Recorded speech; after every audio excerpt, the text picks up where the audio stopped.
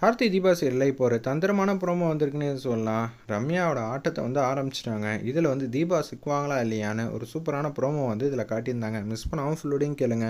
அதுக்கு முன்னாடி இந்த வீடியோ பிடிச்சிருந்துச்சுன்னா லைக் பண்ணிட்டு கண்டினியூவாக சேனலுக்கு வந்து ஆதரவு வந்து தாங்க. ரம்யா வந்து யோசிச்சிட்டே இருக்காங்க. ஒரு வேளை சாமியாரை பார்க்குறதுக்கு கார்த்தி வந்துட்டாங்கன்னா என்ன பண்ணுறது? ஒய்ஃபும் வந்து தனியாக விட மனசு இல்லாமல் கார்த்தி வந்து நம்ம மேலே வந்து ஆல்ரெடி சந்தேகப்பட ஆரம்பிச்சிடுறாங்க. அதனால எதுக்கும் அந்த சாமியார் கெட்டப்பில் அந்த ஒரு ஆளை வந்து பார்த்துட்டு வந்துடலான்னு சொல்லிட்டு ஃபோன் அடிக்கிறாங்க. நீ எங்கே இருக்க? உடனே வந்து என்னை பார்க்க வா, நான் அந்த இடத்துக்கு வரேன் அப்படின்னு சொல்லும்போது, நான் இந்த லொக்கேஷனில் இருக்கேன் மேடம். சரி, நீ இப்போ என்ன பண்ணுறேன்னு வச்சுக்கேன், நீ சாமியார் கெட்டப்பில் தான் என்னை வந்து பார்க்க வரணும். சரி மேடம், நான் வந்துடுறேன் அப்படின்னு சொல்லிட்டு தாடி மீசை இதெல்லாம் ஒட்டி வச்சுட்டு அப்படியே வந்துக்கிட்டே இருக்காங்க. என்னடா ஆச்சு, ரொம்ப நேரம் ஆச்சு இந்த லொக்கேஷனுக்கு வந்து, இன்னமும் நம்ம ஏற்பாடு பண்ண ஆளையே காணோம். என்ன மேடம், நல்லா இருக்கீங்களா?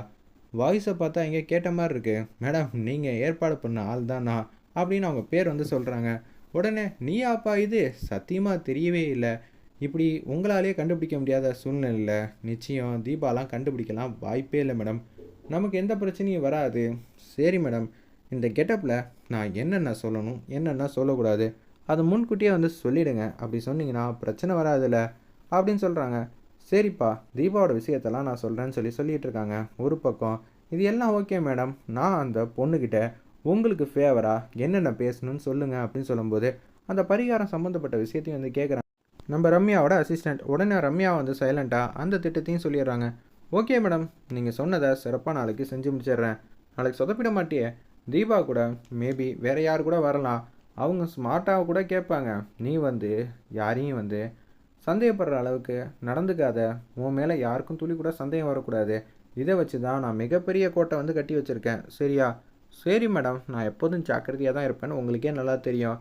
இதில் கூடுதல் இன்னும் கவனம் தேவைங்கிற மாதிரி அந்த இடத்துல வந்து பேசுகிறாங்க நம்ம ரம்யா. சரி மேடம் சொல்லிட்டு அங்கேருந்து போக ஆரம்பிச்சிடுறாங்க. ரம்யா வந்து தனித்தனியாக வந்து யோசிச்சுட்டு இருக்காங்க. தீபா, நீ மாட்டிக்கிட்ட, தெரிஞ்சோ தெரியாமலோ வந்து நீ கழட்டி வச்சிட்ட. இனிமேட்டுக்கு கார்த்திக் எனக்கு மட்டும்தான் சொந்தம். அதுக்கேற்ற மாதிரி காயின்னு ஊற்றியாச்சு. உன்னால் எதுவுமே பண்ண முடியாது அப்படின்னு சொல்லிட்டு இருக்கப்ப தீபா வந்து யதார்த்தமாக ஃபோன் அடிக்கிறாங்க. தீபா, நீ வந்து ஃபோன் அடிச்சிட்டல, இப்போ இனிமேட்டு எல்லாமே எனக்கு சாதகமாக தான் நடக்க போகுது. சொல்லு தீபா.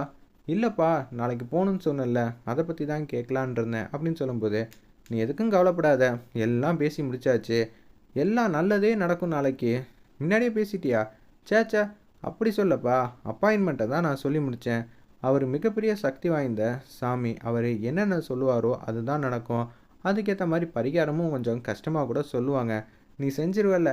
நான் ஆல்ரெடி ஒட்டுமொத்த குடும்பத்துக்கும் ஏகப்பட்ட வாட்டி வந்து பரிகாரம்லாம் செஞ்சுருக்கேன். எவ்வளோ கஷ்டமாக இருந்தால் என்ன, அத்தையை காப்பாற்றணுன்னா செஞ்சு தான் உண்டுண்ணா, நிச்சயம் செஞ்சிடலாம், எந்த பிரச்சனையும் இல்லை அப்படின்னு சொல்லும்போது, ஓகேம்மா, நீ இவ்வளோ கான்ஃபிடென்ட்டாக இருக்கும்போது அத்தை கண்டிப்பாக வந்து உனக்காவையாவது கண் முழிச்சிருவாங்க. திருப்பி அந்த தாலி கொடுக்க தான் போகிறாங்க. என் கழுத்தில் ஏற தான் போகுது. என்ன சொன்ன? இல்லைம்மா, உன் கழுத்தில் ஏற தான் போகுதுன்னு ரம்யா வந்து மாற்றி மாற்றி பேசுகிறாங்க அந்த இடத்துல. சரி, எனக்கு தான் வேறு எதுவும் விழுந்துச்சு. இல்லை, இங்கே ஃபோன் வந்து நான் ரொம்ப வந்து இதில் இருக்கேனா, அதனால உனக்கு மாற்றி விழுந்திருக்கலாம் அப்படின்னு சொல்லிடுறாங்க அந்த இடத்துல. சரின்னு சொல்லி ஃபோனை வந்து வச்சிடுறாங்க. நான் முதல்ல சொன்னது தான், என் கழுத்தில் தான் தாலி வந்து ஏறப்போகுது. தீபா, நான் ரம்யாடி. நீ சாதாரண என்ன அம்முன்னு நினச்சிக்கிட்டு இருந்தேன்னு வச்சுக்கியேன், நீ ஏமாந்து போகிற. அம்முவாலாம் என்னால் உங்ககிட்ட நடந்துக்கணும் தான் ஆசை. ஆனால் என்ன பண்ணுறது, கார்த்தி வந்து எனக்கு ரொம்ப பிடிச்சிருக்கு. அது மட்டும் இல்லாமல் கார்த்தி தான் எனக்கு பார்த்த மாப்பிள்ளைன்னு தெரிஞ்சதுக்கப்புறம் நான் எப்படி உனக்கெல்லாம் விட்டு கொடுப்பேன்? முதல்ல நீ தப்பு பண்ணிட்டேம்மா.